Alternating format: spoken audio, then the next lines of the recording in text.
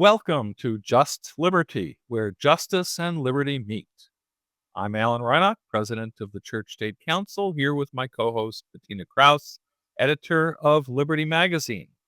And together we're trying to take back liberty from the political extremes.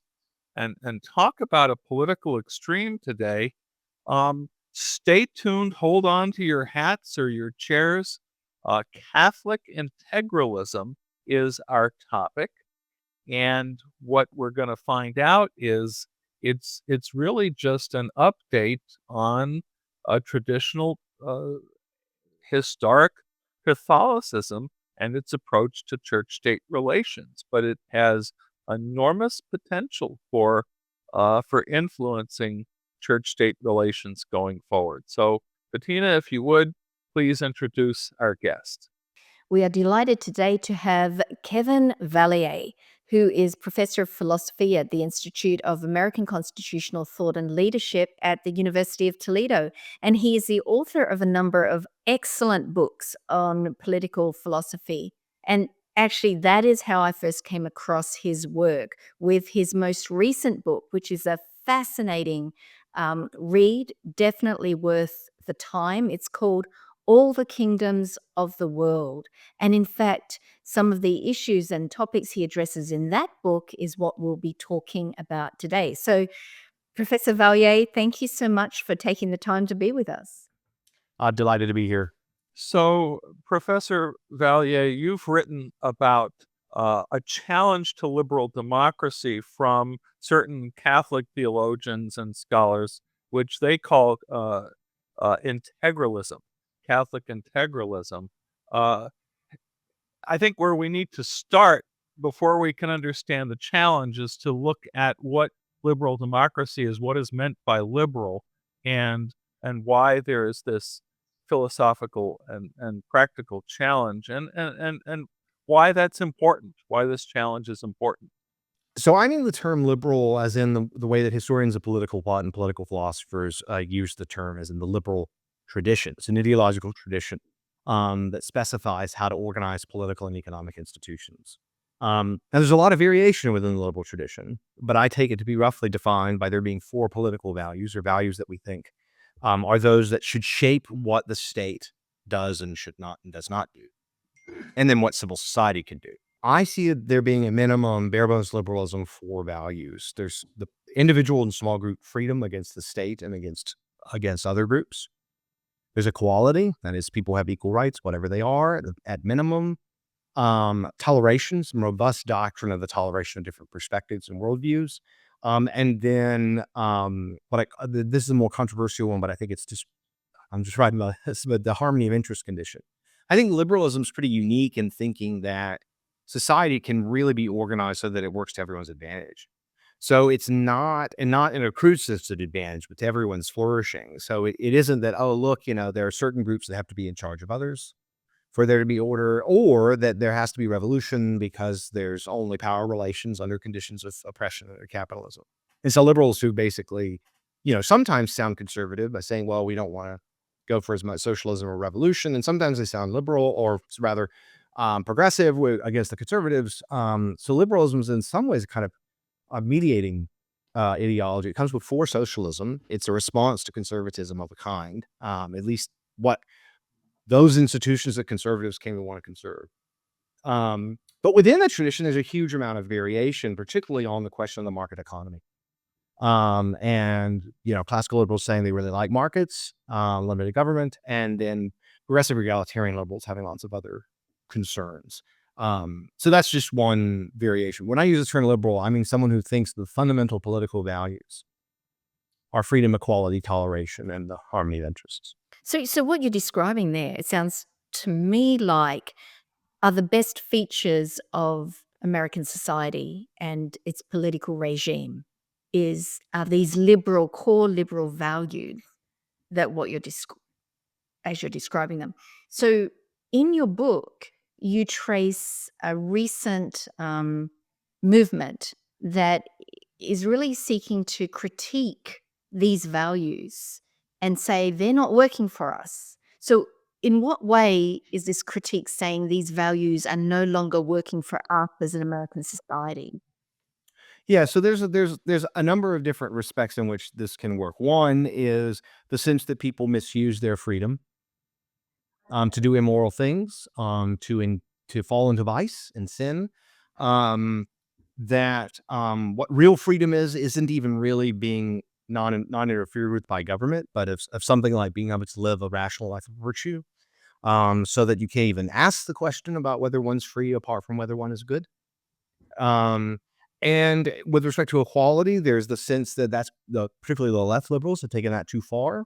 They take it in the direction of kind of revolutionary, controversial, and ultimately, obviously false views about sex and gender. Um, Racial equality is okay but um, uh, the issue of gender equality is obviously very important because they'll say they believe the sexes are equal, but there's usually advocacy of pretty clear hierarchy in marriage. And then on LGBT stuff, there's just no belief in same-sex identity in the sense not that people aren't same-sex attracted, but that's not a morally salient form of differences between persons. So, say banning same-sex marriage doesn't mean treating people unequally. It just means no one can get one. So there's a more narrower, a different notion of equality that they think have gone too far. Toleration, they think in effect, liberal toleration is a lie. It's an illusion because eventually liberalism has to become its own kind of intolerant ideology. And we see this, they think, with the way that liberalism has developed into progressivism, that free speech became cancel culture, not because there was a betrayal of liberalism, or rather fulfillment of its nature. And then they reject the harmony of interests. They tend to think, for instance, about society in more theological and apocalyptic terms, in terms of there being sort of a fight to sanctify the state against sin. And so there's a way in which they challenge all four of the liberal values. It doesn't mean they reject democracy necessarily. It doesn't mean those institutions we associate with liberalism. But yes, they're very concerned with each of those values and how each of those values are badly interpreted and applied. So you have a wonderful article being published in Liberty Magazine, which I had the opportunity to read, so I could have this discussion in some meaningful way. And, you know, kind of by way of context, liberal democracy is really what has been dominating the global order since the end of World War II, the That's end right. of the Cold War, Mm-hmm. and it's kind of the foundation for the global economic order. But it was also, as you write, Vatican Council II, the Catholic Church.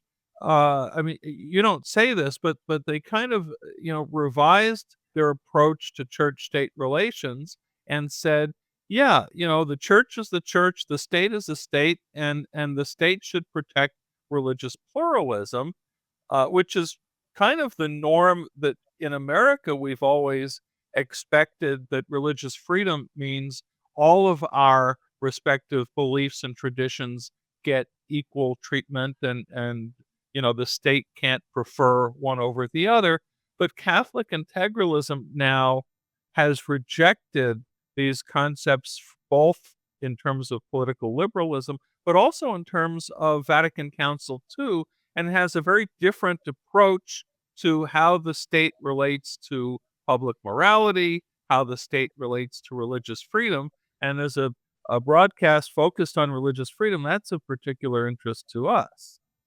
Yeah, the real story on religious freedom is incredibly complicated, and if it actually hadn't been for these complexities, there would be no integralist movement. I talk about this pretty extensively in the book, just but on the article. Um, that I try to tell you the story. So, I mean, in effect, integralism arises because the western part of the Roman Empire collapsed, and you had a church that was more powerful than states. Pretty much unique in history that there's an ecclesiastical body, explicitly spiritual body that can engage in active governance. So it starts to pick up old imperial jurisdictions. Dioceses were Roman imperial jurisdictions. Pontifex was not the title of the Pope originally. All right. And so throughout the early and the High Middle Ages, the church began to develop a theory of its power over the state. Like, what's its proper relationship? And it was one of superiority. right? It thought, well, look, I mean, states are given certain tasks by God, but the church has the nobler end. Now, they're distinctive institutions that they have distinctive functions, but they should still be integrated to promote the collective common good in this life and the next. The state focuses more on this worldly good, the church on spiritual development and salvation that isn't necessarily just in the next life, but also in this one. So the church would have a kind of indirect power over the state. And in some places, like 11th, 12th, 13th centuries, this looks like the kind of regime there was. So for instance, 13th century France is probably the closest thing to an integralist society with that self-understanding, at least among elites. But then what happens is the Reformation and the consolidation of states. Now, the states are already undergoing consolidation long before the Reformation, but eventually states got more and more powerful to where they could just ignore the Pope. And then that just happened more and more and more. And it happened so much that by the time you get to the back half of the 19th century, I mean, the popes were essentially imprisoned in the Vatican. The papal states were stripped away from him by Italian unification forces. And, there are unique domains of governance. And so many of them kind of like say, okay, well, look, maybe our view about church-state relations is no longer practical, but we're going to insist on it, right? And so you get these very strong statements from Pope Pius IX, in some ways, very shocking to the world at the time that they were issued. But it was a kind of way of digging in. And I think it's fair to use the term reactionary in its non-pejorative sense. Then Leo XIII comes far more politic, far more patient, but has a pretty similar view about ideal church-state relations. But it created this sense that, well, the church could accommodate itself practically to church-state some kind of non-integralist relation, some kind of relationship or separation, not total separation, but non-integralism. But in principle, it held to integralism. And that, I think, was the church's position in 1885. So 1885. Okay. Sorry, I promise you, it was just complicated. 80 years later, you Dignitatis Humanae, which is the church's Vatican II statement on religious liberty. So something happens in those 80 years. So in Vatican II, they said they basically are like, look, we're not going to do anything. They don't mention integralism, but they're not going to do anything like calling on the church calling on the state to restrict religious freedom of the baptized, right? They're not going to punish heretics. They're not going to punish apostates in civil courts. They still have ecclesiastical courts, but in civil courts. Now, they hadn't effectively had that power, but it was continuously claimed in Rome for a long time. And it helped that the popes were sovereigns of their own political domains. But they had all of this history behind them. And so integralism is a very weird and strange little movement. But its power, its intellectual power, its ability to influence, very sort of some influential Catholic intellectuals, it comes from its extraordinary lineage. So it's really important to try to sort of get across the 1,000-year period in which integralism was sort of a no-brainer in a certain way. And what I was trying to break in to have you Yeah, do sorry. is, no, that's Yeah. okay, is, just as we, attempted to clarify what we mean by liberalism, you're using the term integralism, and I think it's important to just take a step back and explain, what kind of relationship between church and state is integralism really looking at? How do we define this term? So this is why I started off with the idea that the church had a kind of indirect sovereignty over the state. That's what became possible, and it's what became in many cases actual. So think about it like this from a Christian perspective. God clearly establishes the state, at least for the Israelites, right? But with 1 Samuel 8. But also Romans 13 suggests that God's established all states. But also, God establishes the church directly during Jesus' mission. And neither one of those was subordinate to the others. And of course, Jesus makes a very clear distinction between them. Render to Caesar's what is Caesar's, render to God what is God's. Now, today we think, oh, okay, that means these two institutions are kind of in their own sphere. But for much of the medieval period, where the church, is very overwhelmingly influential in certain geographical areas, it's even unimaginable that they would be fundamentally mistaken. Um, you've got, why would you separate them? It doesn't make any sense. There's the earthly good the state's largely in charge of. There's a spiritual good, but the good is for the whole person, and the good is for the whole community, right? So there must be some integration. There must be some ideal way in which the church and state can, in an integrated manner, pursue the spiritual and temporal good of the community. So that's the integralism part. But what makes it also distinctive is that the church does not have the authority to say, depose and appoint kings at will. They can't take over agricultural policy. They can only guide the state to use the civil law to back up its own legal and policy order. So, for instance, the church punishes heretics. The church punishes people who try to leave the faith. The church punishes sinners. But in many cases, the thought is that the church can direct Christian rulers to assist its spiritual mission through civil law and policy. The way this manifested in the medieval period with things like the physical punishment of heretics, like their execution. So the church would just direct the state. Okay, look, we've determined this person's a heretic. They're excommunicated from the church. We gave them a year to repent. They didn't. Now we're handing them over to you. And in the 13th, 14th centuries, that was incineration. So, what you're describing here is a tradition that has vast intellectual heft, clearly. Yes. It has historical lineage. But to the ear of someone who lives in America of 2024, 25, it sounds very medieval. So what I'm fascinated by is how these ideas could reemerge. How did that happen? Can you Yeah. take us now to Sure. more recent history where these intellectual ideas are kind of bubbling back up to the surface? Sure. Yeah. So I think, at least my view, is that integralism is kind of the state of the art, even down to the late 19th century, including in Rome. But I think what starts to happen is the sense that the church can still be productively involved in society, even if it isn't claiming that kind of authority, and that claiming that authority was actually undermining its own ability to have influence and credibility. So, particularly one of the things that happens in the post-war order is the Catholic Church wants to be a very central part of the new human rights order. It's difficult for them because effectively their view is, well, we claim freedom for ourselves when we're not in charge, but we'll restrict it when we are in charge.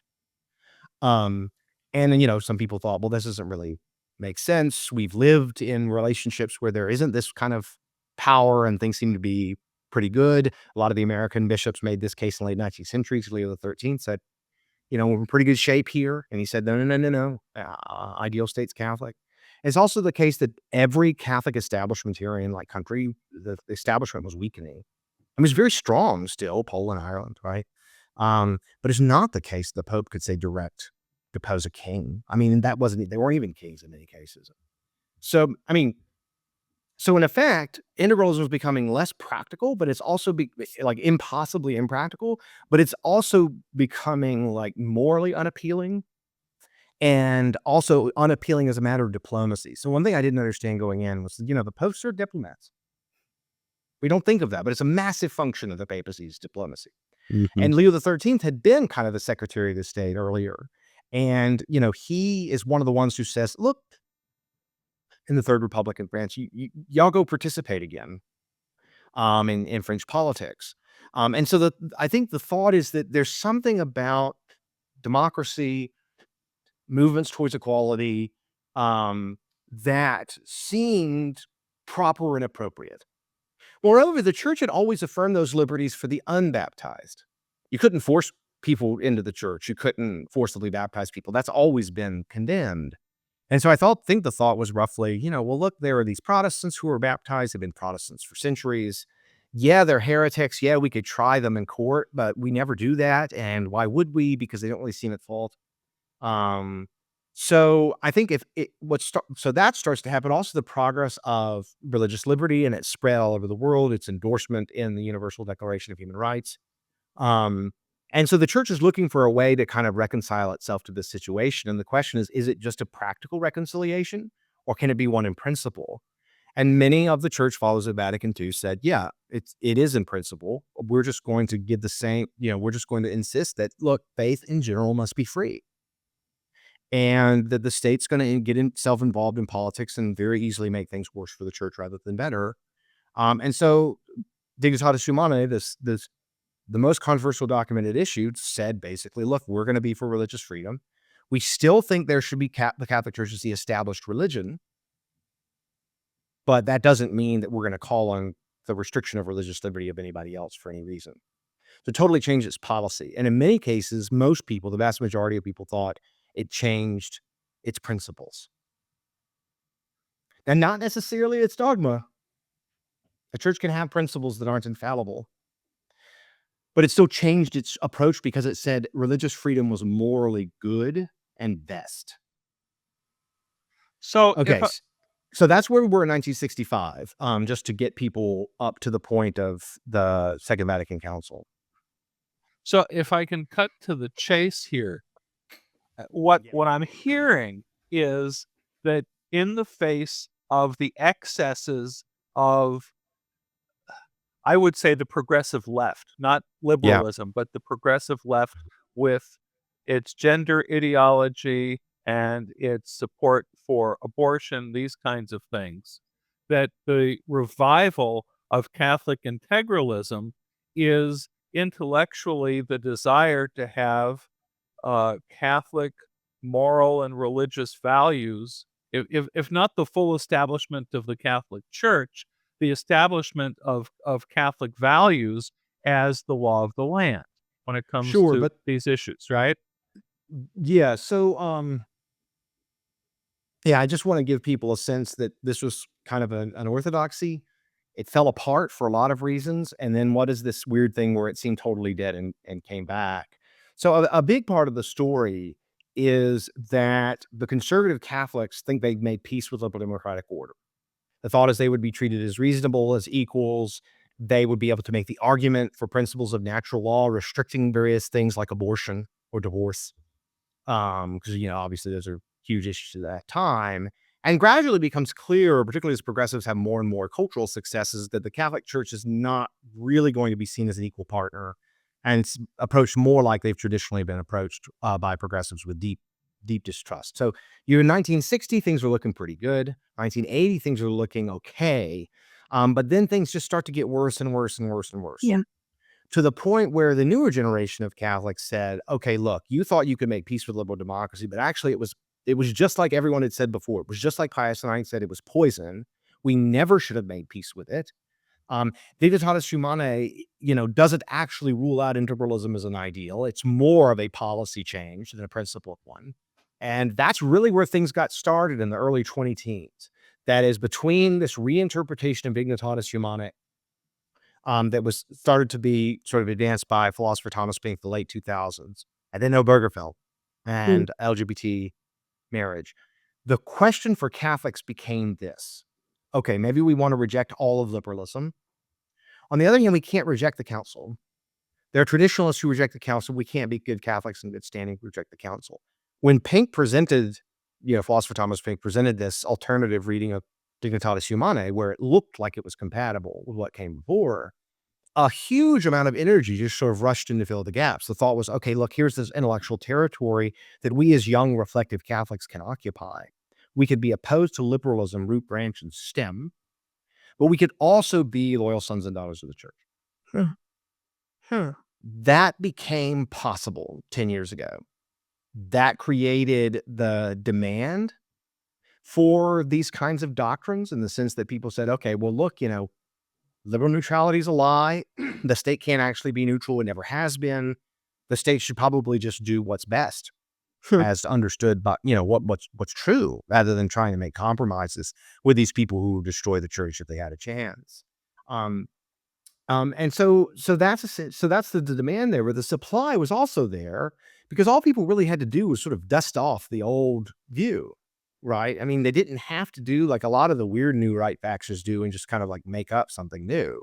All they had to do was just dust off 1,000 years of philosophy and theology, right? And so that's one of the reasons I wanted to stress this, is that it was on the shelf. They just took it off the shelf, right? And so they were able to bring it back. So you had the demand because intellectually people wanted to abandon liberalism, and reinterpreting the Second Vatican Council had allowed that. But then also you had this supply, this extraordinary possibility, right? So that's really, I think, where the integralist movement came from about Right. 10 years ago when it got started in earnest. So here's my question. I work in religious liberty. Alan is a religious liberty attorney. So clearly, religious liberty is front of mind for us as we're looking at this new movement. Describe for us in practical terms how religious liberty would fare in a state that is created by an integralist vision. Yeah, so what's interesting about this is according to their reading of Dignitatis Humanae, the unbaptized have religious freedom. So a lot of people don't understand this because they don't stress the religious liberties they're for. They stress the religious liberties they're against, which I actually think has been a tactical mistake for them. It's made it cool and kind of shocking and fun, which has been part of the attraction. But basically, the idea is this: look, if you're a baptized member of the church, you're a citizen of the church, and you're subject to its law. In the same way that you have birthright citizenship in the U.S., you have second birthright, right? Citizenship, baptismal birthright. If you live in a state that has the kind of relevant union with the church, that is, its leadership at the very least, or baptized members of the church, then all the church does is just say direct the state to add civil penalties to canonical penalties. Right? So all you say is, well, look, we're going to excommunicate you for heresy, but heresy is so dangerous that if you don't repent, and we'll bring you back in if you recant everything, we're going to have to do civil punishments against you as well. Now, in the medieval period, of course, they got quite gruesome. The gruesomeness is not essential to integralism. What's essential to integralism is the idea that the church can, in some cases, direct the state to back ecclesiastical law or the law of the church with the law of the state. So that range of policies is what's sort of on the table for integralists. Maybe I misunderstand integralism or I extend it too far, but I would think that what integralism would do would be to say, well, divorce is an evil, and we're going to have restrictive divorce laws, not just for the baptized, but for everyone. Sunday is the day that God has ordained for people to gather for worship. And so we're going to have laws to protect and respect Sunday. And if your day is Saturday or another day, that doesn't have the same legal protection. So to me, if the moral and spiritual vision of the church then becomes implemented in law, it inevitably would restrict the religious freedom of non-Catholics. Yeah, so this goes to a very important distinction in Catholic thought and social thought between revealed truths and revelation and natural law. So a great deal of morality is amenable to reason as such, and it can be enforced against people because any rational person can grasp it. Now, for Roman Catholics, the natural law does things like prohibit abortion. It bars divorce in many cases. It bars any kind of legitimacy of same-sex sexual activity, the use of contraception, all of it. So that can be enforced against anyone, but non-integralists also believe this. Like, I mean, Robbie George, for instance, he will be for certain restrictions on religious liberty if religious liberty is used to violate the natural law, right? If someone says, oh, we need religious liberty to have an abortion, he says no, right? Or if he says we need religious liberty to have same-sex marriage, he says no. What makes integralists unique is they're willing to coerce on the basis of revelation. And so, all the stuff that you're associating with integralism, yes, but that's not what makes them distinct, right? So what makes them distinct is it's a little bit like Islam, in the sense of there being a law, a religious law I mean, in Islam, you don't separate the two Mhm. powers, but not all the same. You could sort of see the distinctiveness is this idea of law for specifically religious ends. So, Well, sorry, Ellen, I just want to ask this. What you're describing sounds so incredible to me. How is it getting traction? I mean, is it something, and is it arising in places which are credible? Or is it just kind of a wacky theory out in the ether that we should kind of just ignore?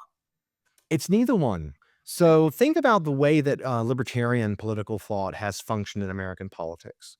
We've not really got anywhere near a libertarian society. But the people who believe the libertarian ideal have been very influential in moving society at least somewhat in that direction, right? Reagan would have stripped government down to its knuckles, right? I mean, but he wasn't able to do it.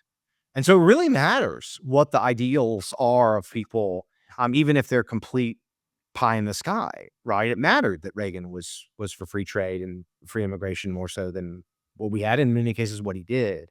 Um, and one of the things that happened in that first 10 years is that there were a lot of people that were drawn into integralist discussions, particularly as they converted. Um, and one of those people was J.D. Vance, our next vice president. So Vance is never identified as an integralist openly, but he has expressed a great deal of agreement with Catholic post-liberalism generally, of which integralism is a kind of extreme subset.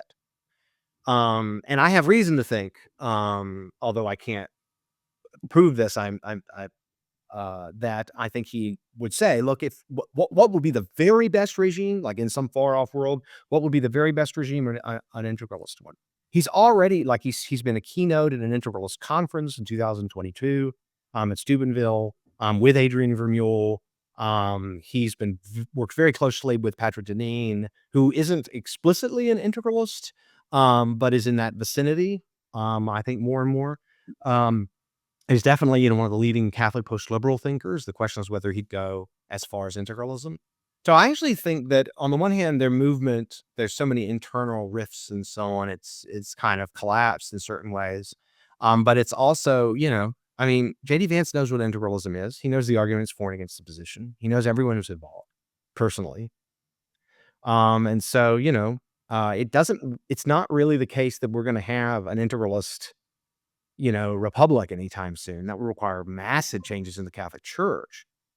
But what it does mean is that we very likely have someone a heartbeat away from the presidency that thinks that these ideas are at least reasonable and may use them in order to guide his decision-making in at least some ways. In the same way that Reagan would use his libertarian streak, even if it wasn't always manifest. It really, really mattered what animated the hearts of certain presidents.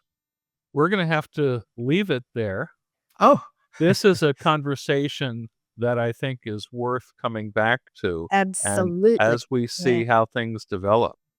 yeah. No, I think the complication here is that we don't know what to expect of the next administration, and I don't expect there to be anything integralist. But again, it's about direction. It's about orientation of the powerful. What do they long for? Well, this has been a fascinating discussion. Again, Professor Vallier's book is All the Kingdoms of the World, and you can find a link for that in the show notes. Thank you so much for being with us. Thanks. Thanks for joining us today for what has been a wide-ranging and very deep conversation. Until next time, I'm Bettina Krause with Alan Reinach. And remember, eternal vigilance is the price of liberty.